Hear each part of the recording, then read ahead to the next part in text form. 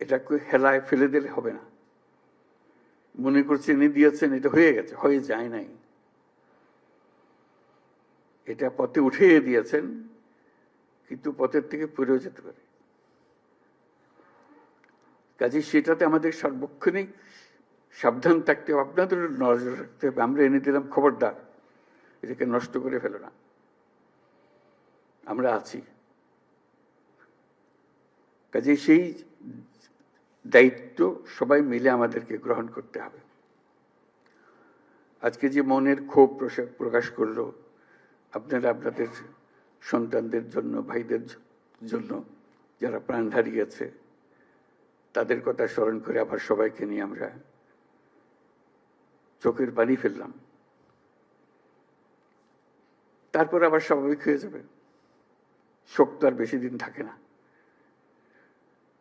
শোকের পরিবর্তে কি আসবে আমাদের কাছে, সেটা আমরা চেষ্টা করে যাচ্ছি সরকারের পক্ষ থেকে।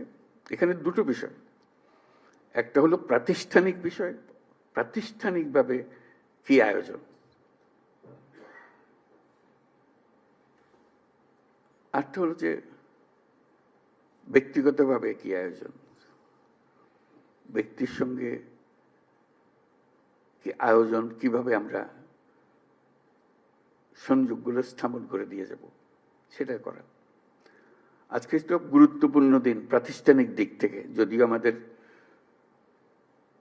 ক্ষোভের কথা বলতে গিয়ে হয়তো এটা আমরা হারিয়ে ফেলেছি। খুবই গুরুত্বপূর্ণ দিন আজকে, এই জন্য যে প্রাতিষ্ঠানিকভাবে আপনারা সরকারের অংশ হয়ে গেলেন।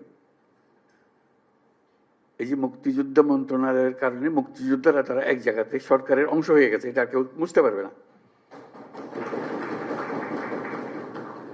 আপনারা আজকে এই মন্ত্রণালয়ের অংশ হয়ে গেলেন। এইটা জুলাই স্মৃতি পরিদপ্তর সৃষ্টি হয়েছে, যেটা আপনি যাই করেন না কেন সরকারের কাঠামোর ভেতরে ঢুকে গেছে। যত কথা বলার, যত দাবি দাওয়া করার সরকারের ভেতরে রাষ্ট্রের পক্ষ থেকে একটা আয়োজন আপনাদের জন্য করে দেওয়া হয়েছে। এটা মস্ত বড় খবর। সরকারে ঢুকে যেতে পারা, এটা যে যত কিছুই করি বুঝতে পারে না।